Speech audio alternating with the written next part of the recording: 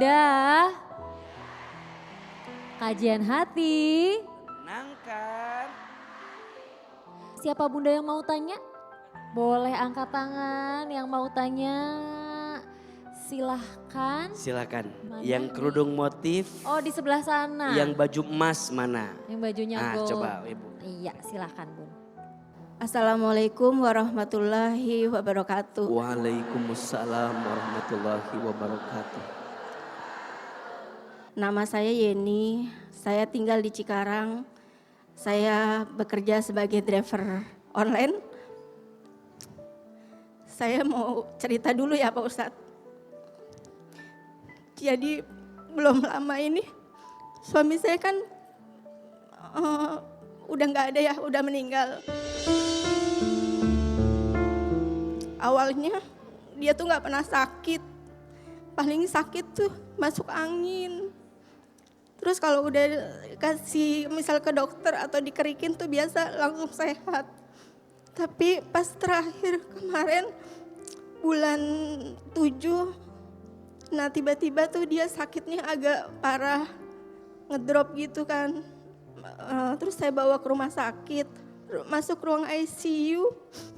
Pas siangnya itu ternyata Allah panggil dia gitu. Saya tuh terkadang saya sekarang bingung ya Pak Ustadz. Karena biasa saya suka sama dia gitu kan.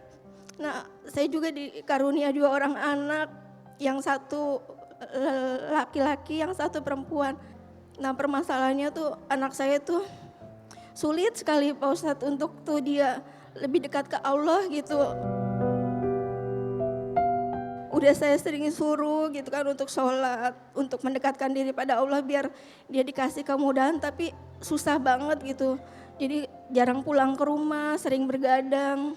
Nah kalau anak saya alhamdulillah sebelum suami saya wafat, tadinya dia masuk kuliah udah saya daftarin di swasta, tapi baru saya bayar pendaftaran ternyata suami saya nggak ada.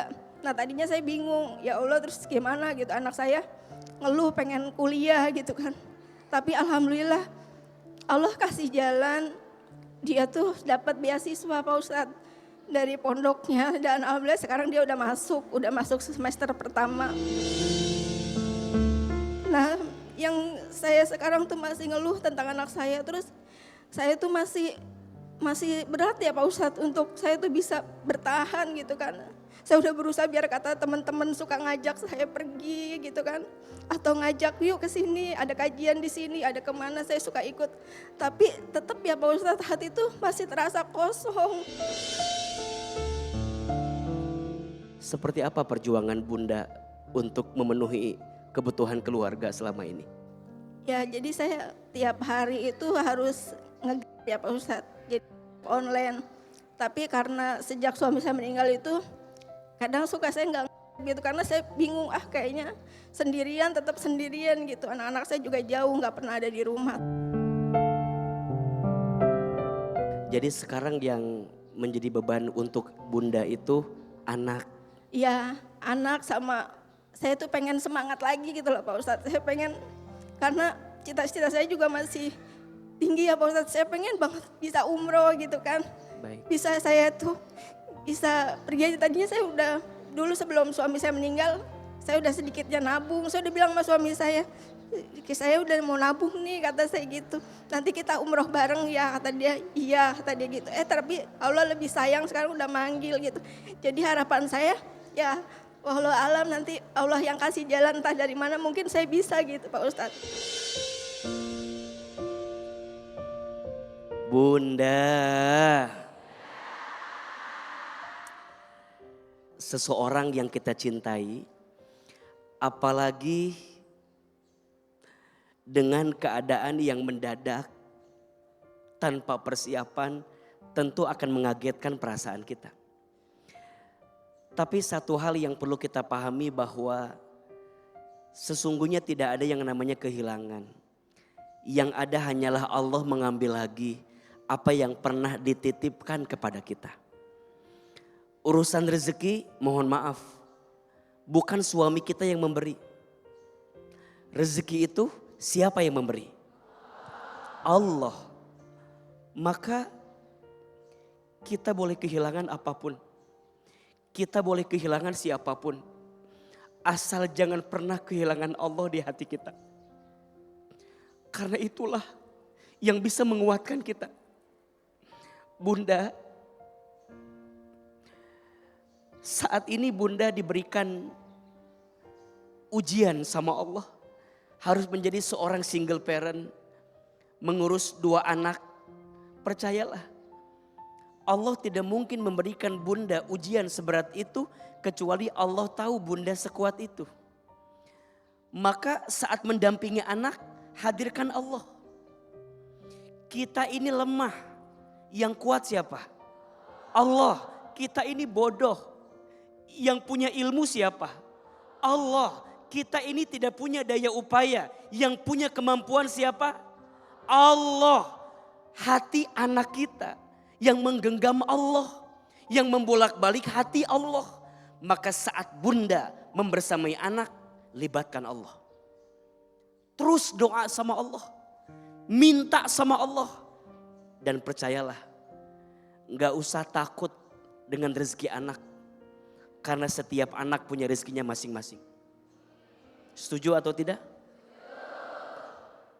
Termasuk siapapun di antara kita yang lagi ngerasa gelisah urusan rezeki, tolong pahami. Quran surat Hud ayat 6.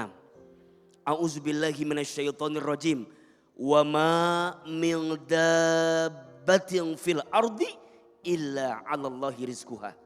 Dan tidak ada makhluk yang melata pun selama dia hidup di muka bumi kecuali Allah jamin rizkinya. Makhluk yang melata saja Allah jamin rizkinya. Apalagi kita manusia yang Allah ciptakan dengan sempurna. Betul? Maka lapangkan hati, kuatkan hati, bersamai anak. Bunda cari nafkah, semangat lagi. Gak usah khawatir. Ikhtiar itu kewajiban. Rezeki itu pemberian, betul? Kita mah usaha aja, ikhtiar aja. Hasilnya serahkan kepada siapa? Kepada Allah. Gak mungkin Allah tidak memberi yang terbaik untuk usahamu. Karena setiap usaha pasti ada hasilnya. Wa alaisa lil insani illa masa'a. Dan tidaklah Allah memberi sesuatu kecuali sesuai dengan yang diusahakannya. Ada satu doa. Doa ini tidak pernah lepas dibaca oleh Nabi SAW setiap pagi. Isinya agar kita mendapatkan ilmu yang bermanfaat dan rezeki yang baik. Bismillahirrahmanirrahim. Allahumma inna nas'aluka ilman nafi'an wa rizqan thayyiban wa amalan mutaqabbala. Ya Allah, sesungguhnya kami memohon kepadamu ilmu yang bermanfaat dan rezeki yang baik dan setiap amal yang Engkau terima. Amin. Baca doa ini, amalkan doa ini setiap pagi, maka Allah akan cukupkan rezekimu dengan rezeki yang baik yang Allah persembahkan untukmu. Bu Yeni, salam buat anak-anak, semangat terus. Semoga Allah tunjukkan ketenangan dan kebaikan. Amin. Insya Allah. Hati adalah satu unsur yang Allah hadirkan dalam kehidupan manusia. Jika hatinya baik, maka baik seluruhnya. Jika hatinya buruk, maka buruk seluruhnya. Banyak orang yang ingin sehat badannya, tapi lupa bagaimana menjaga kesehatan hatinya.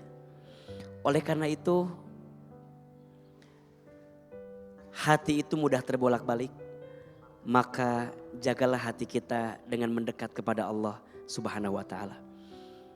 5 obat hati yang bisa kita hadirkan. 1, baca Quran dan maknanya. 2, sholat malam dirikanlah. 3, perbanyaklah berpuasa.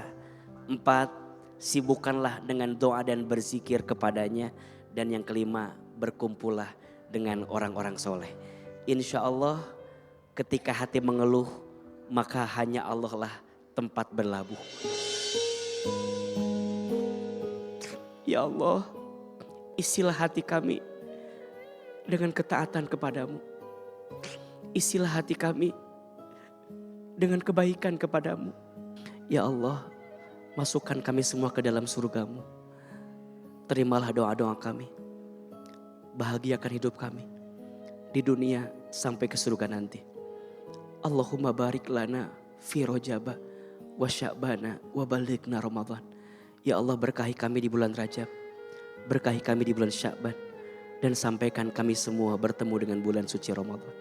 Rabbana atina fid dunya hasanah wa fil akhirati hasanah wa qina azabannar.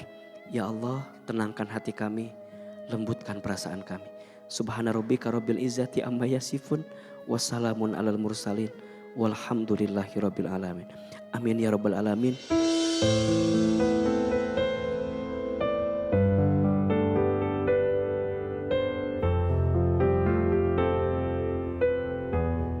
Ketika dunia terasa berat memikul pundakmu, ingatlah bahwa Robmu tidak akan pernah meninggalkanmu. Hasbunallah, cukuplah Allah sebagai tempat kembali ketika segala tempat tak lagi mampu menampung letihmu. Quran Surah At-Taubah ayat 129. Saya Zizi Syahab pamit undur diri. Wassalamualaikum warahmatullahi wabarakatuh. Waalaikumsalam warahmatullahi wabarakatuh. Kajian hati.